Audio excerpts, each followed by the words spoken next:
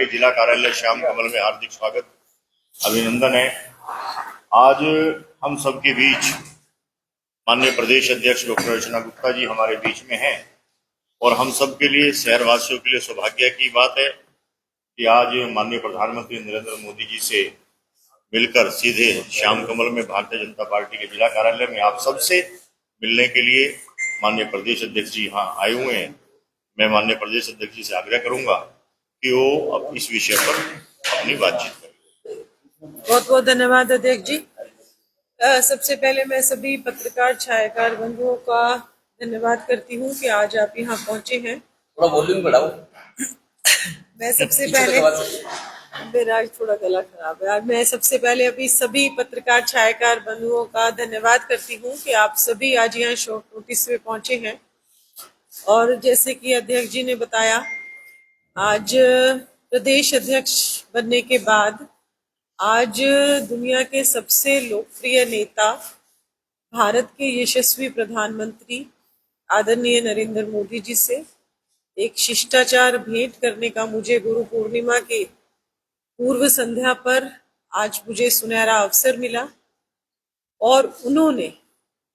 एक गुरु के तौर पर, एक पिता की तरह, एक बड़े भाई की तरह आज जिस तरीके से मुझे स्नेह भरा आशीर्वाद दिया, हरियाणा में संगठन का कैसे विस्तार हो और हम सरकार की एक एक उपलब्धि भारतीय जनता पार्टी के कार्यकर्ताओं के माध्यम से किस तरीके से वो जन जन तक पहुंचाने का काम करें और उन योजनाओं को केवल पहुंचाने का काम नहीं, उन योजनाओं का लाभ जो हमारे गरीब हैं, किसान हैं, महिला हैं, युवा हैं, उन लोगों को उन योजनाएं का लाभ दिलवाने के लिए प्रयास भी करें कि अगर कहीं किसी को किसी योजना का लाभ मिल नहीं रहा तो हम उनकी मदद करें ताकि उनको उन योजनाओं का लाभ मिले। युवा, महिला आगे कैसे बढ़े, भारतीय जनता पार्टी में उनकी सक्रिय भूमिका कैसे बढ़े, इन सभी विषयों पर विस्तार से आज प्रधानमंत्री जी ने चर्चा करी और मैं उनका बहुत आभार व्यक्त करती हूँ कि जिस तरीके से उन्होंने आज मुझे मार्गदर्शन दिया, जिस तरीके से उन्होंने मुझे आज स्नेह भरा आशीर्वाद दिया, तो जो आज उन्होंने ऊर्जा मुझे दिया, तो मैं कोशिश करूंगी कि और भी ज्यादा ऊर्जा के साथ हरियाणा में भारतीय जनता पार्टी के संगठन को मैं नई ऊंचाइयों तक लेकर जाने का प्रयत्न करूंगा। दूसरा विषय हमारा आज का था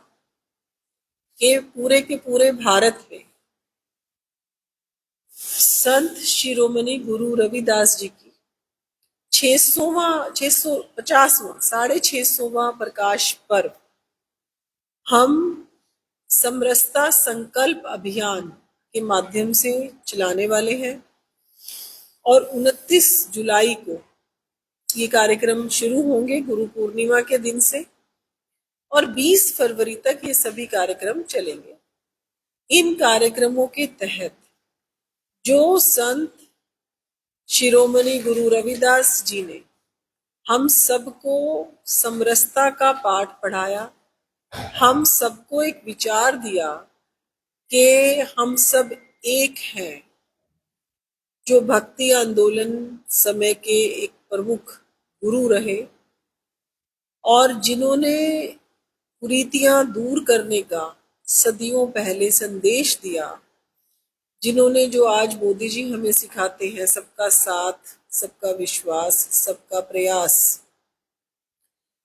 उस सिद्धांत पर चलने की सदियों पहले हमें प्रेरणा दी। तो उन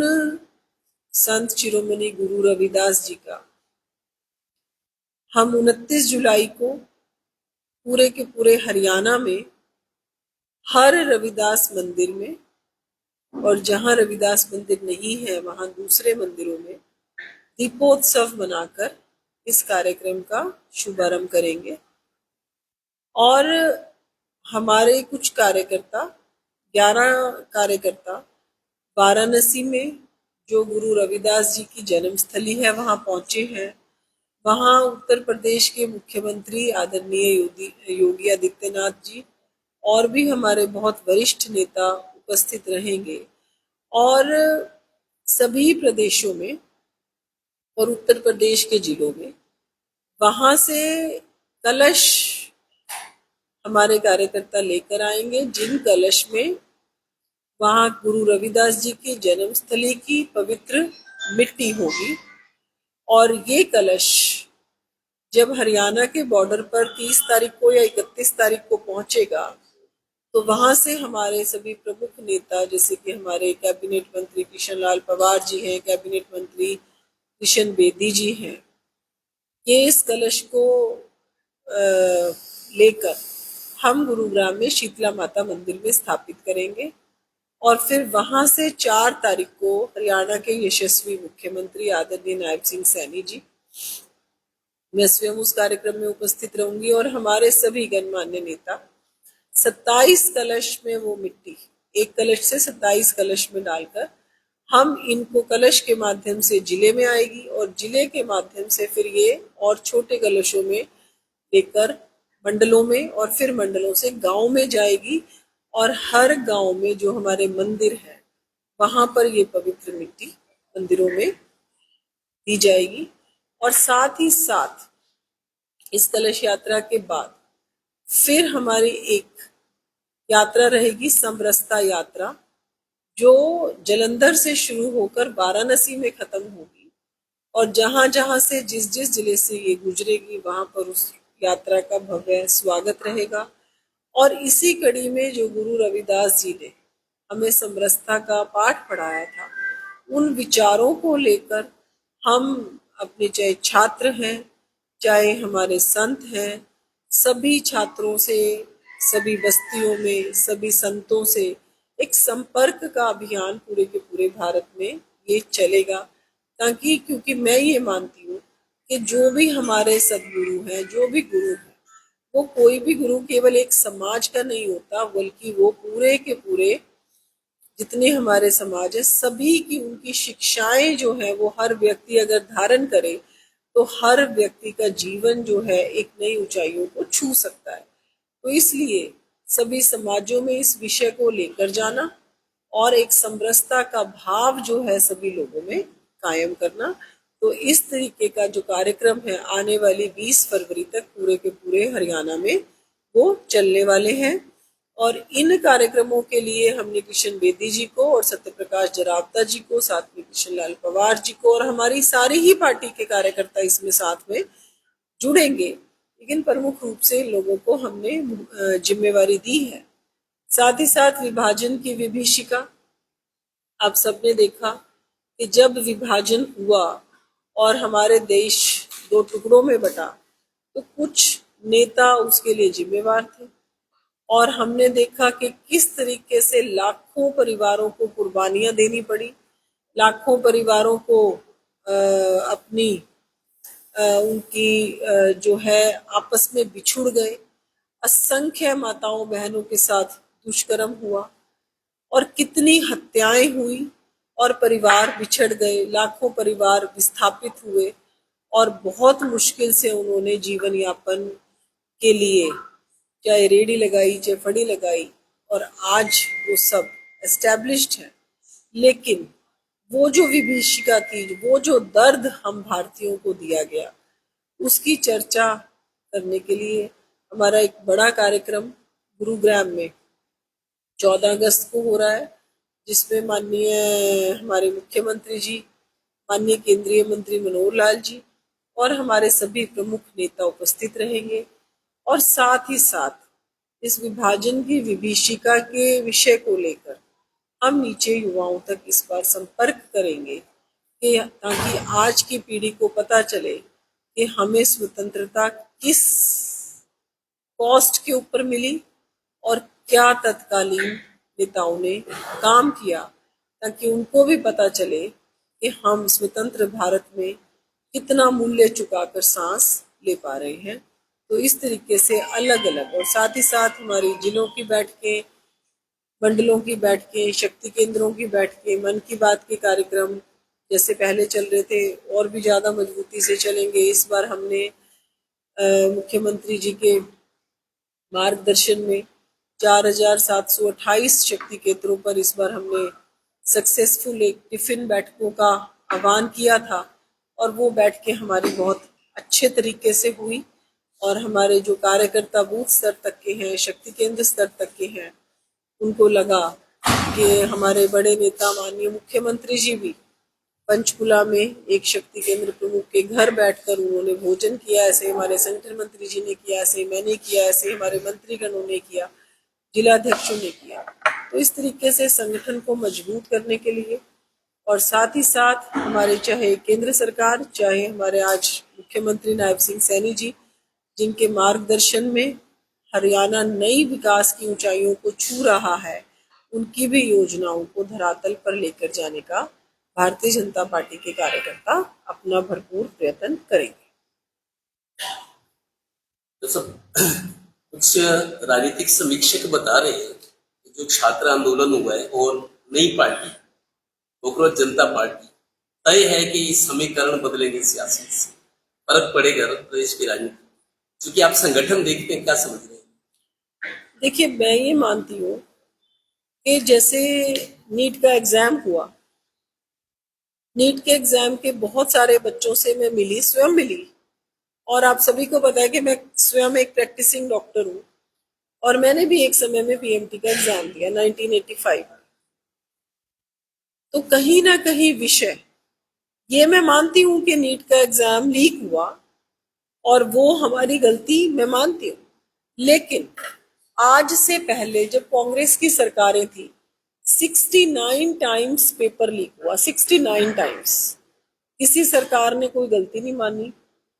कुछ सरकारों ने बहुत कम बार उस पेपर को रिपीट किया गया, लीक की खबरें आई लेकिन पेपर रिपीट नहीं हुआ। आज हमारे शिक्षा मंत्री, तत्कालीन शिक्षा मंत्री जी ने सबसे पहले उस पेपर को तुरंत रद्द करने का काम किया। 37 दिनों के भीतर इतने बड़े एग्जाम की तैयारी करवाकर और उसको पूरी ईमानदारी के साथ, चाहे एयरफोर्स की मदद ली, सीसीटीवी कैमरेज लगाए गए, जो स्टूडेंट्स हैं उनकी फीस रिटर्न करी गई, बहुत ही मुस्तैदी के साथ उन्होंने 37 दिनों में वो पेपर दोबारा कराया। और आज मैं जितने भी नीट के विद्यार्थियों से मिली हूँ वो सब के सब बहुत खुश थे और सब के सब उस पेपर की जो प्रणाली दोबारा हुई वो उससे सेटिस्फाइड थे। और आज जिस तरीके से बिल संसद में अब कुछ ही घंटे में बिल भी पास हो जाएगा और मोदी जी जिस तरीके से उस बिल को लेकर आए हैं, माननीय मोदी जी, और उन्होंने ये भी कहा कि कठोर सजा और कठोर जो है वो उनको दंड, जुर्माना देना पड़ेगा। 10 साल की कठोर सजा और 10 करोड़ रुपए तक का जुर्माना जो है वो देना पड़ेगा। और युवाओं के भविष्य के साथ हम खिलवाड़ नहीं कर सकते और भारतीय जनता पार्टी की सरकार युवाओं के साथ खड़ी है। लेकिन आज आप सभी मीडिया बंधु यहाँ पर बैठे हुए हैं और मैं मेडिकल स्टूडेंट की बात कर रही थी, तो जो मेडिकल के स्टूडेंट्स होते हैं, मैं भी मेरे खुद के मन में ये सवाल है कि मेडिकल के स्टूडेंट्स पढ़ाई करते करते इतने धीर गंभीर हो जाते हैं कि ये कौन लोग थे जो पत्थर उठा के मार रहे थे, ये कौन लोग थे जो भद्दी भद्दी गालियां दे रहे थे, ये कौन लोग थे जो महिला पत्रकारों के साथ छेड़छाड़ कर रहे थे, ये कौन लोग थे जो पुलिस के ऊपर पथराव कर रहे थे, ये कौन लोग थे जो है सरकारी संपत्ति को नुकसान पहुंचाने का काम कर रहे थे, ये कौन लोग थे जो इसमें आगजनी की घटनाओं को अंजाम देने का कोशिश कर रहे थे। मैं आपको ये बात बहुत गंभीरता से कहना चाहती हूँ कि मैंने खुद मेडिकल की पढ़ाई करी है कि मेडिकल के स्टूडेंट्स को इन सभी विषयों से उनको कोई लेना देना या सरोकार नहीं होता। तो आप सबसे मेरी यही प्रार्थना है कि कभी कभी जो इस तरीके के विषय आते हैं तो ये हम सबको खुद सोचना पड़ेगा कि ये कौन लोग थे, क्योंकि मेडिकल कॉलेज के स्टूडेंट्स जो 24 में से जिसको 18 से 20 घंटे तक पढ़ना पड़ता है वो इतना गंभीर हो जाता है कि उसको इस तरीके के विषय मैं नहीं मानती। और 20 लाख लोगों ने, 20 लाख बच्चों ने पेपर दिया, उसमें से 11.5 लाख बच्चे पास हुए जो 11.5 लाख बच्चे थे,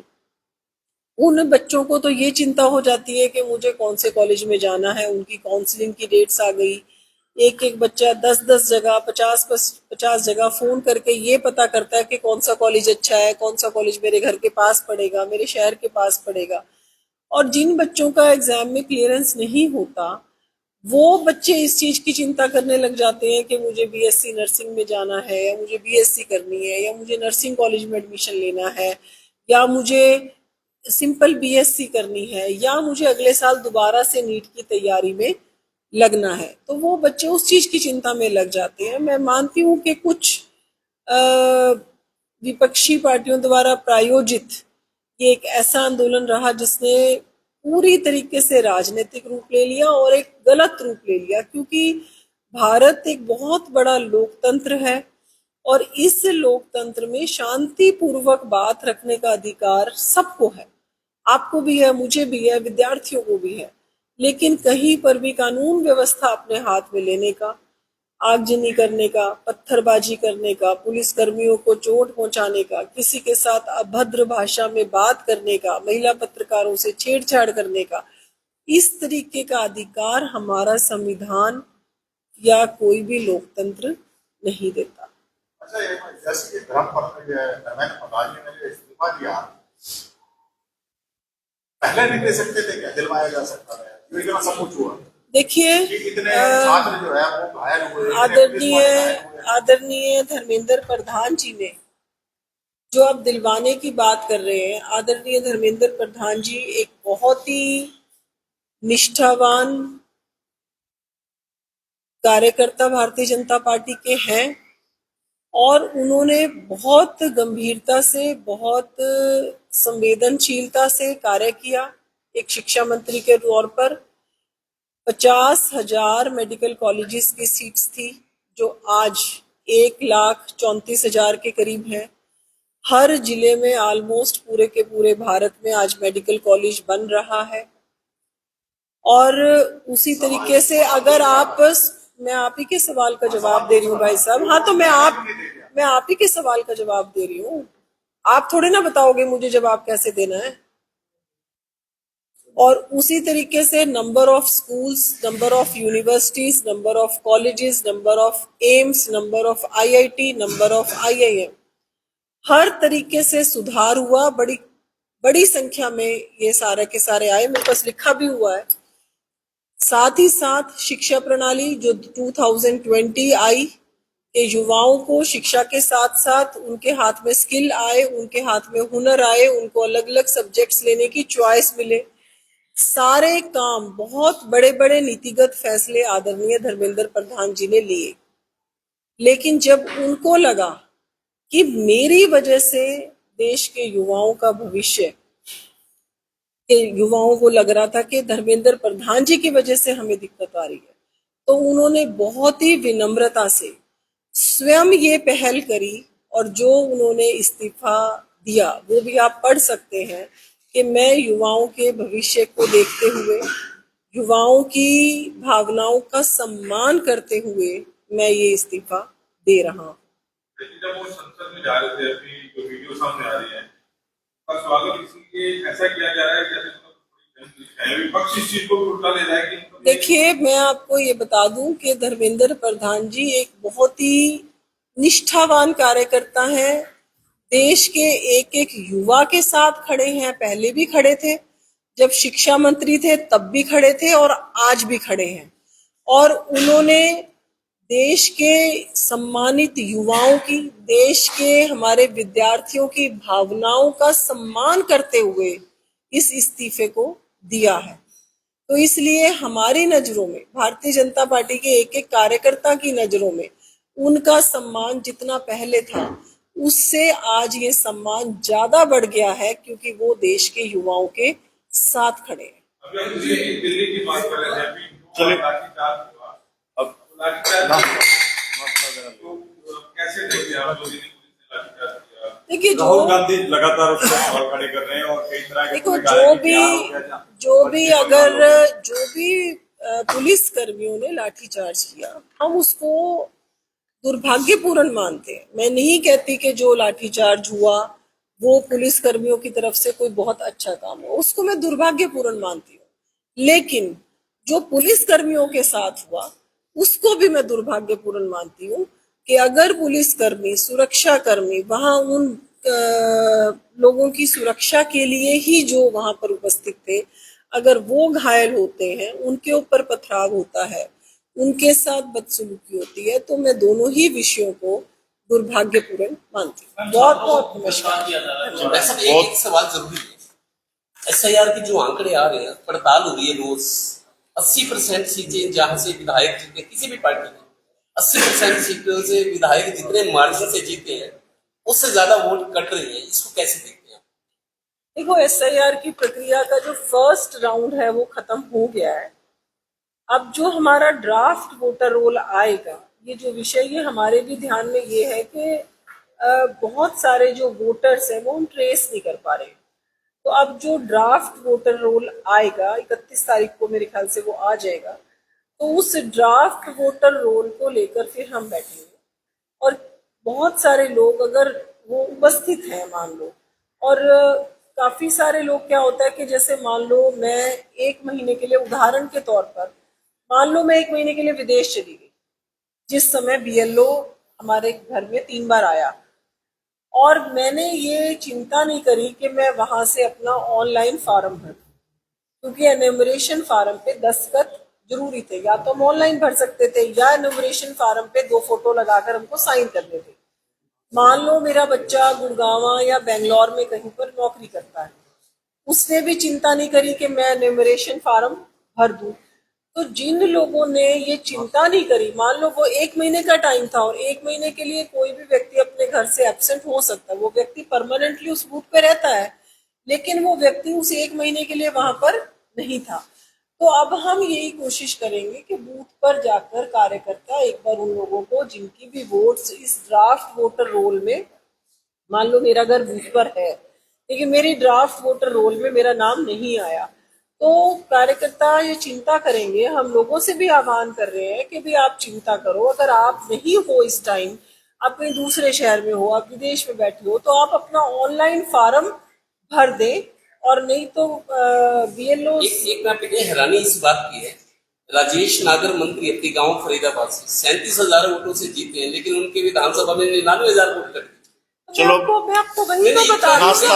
कि हम ये दोबारा से कोशिश ये करेंगे कि वोट्स बहुत सारे ट्रेस नहीं हो पा रहे हैं। अब हम उसको, जैसे पहला था एन्यूमरेशन फॉर्म भरने का, और अब ये जो दूसरा हमारा 1 महीने का काम चलेगा, उसमें यही काम चलेगा कि जो लोग नहीं मिल रहे हैं उनको ढूंढकर और उनकी वोट्स कैसे बनवाई जाए। चलिए, बहुत बहुत धन्यवाद आप सबका। एक सवाल अभी हमारे पड़े हैं, एक सवाल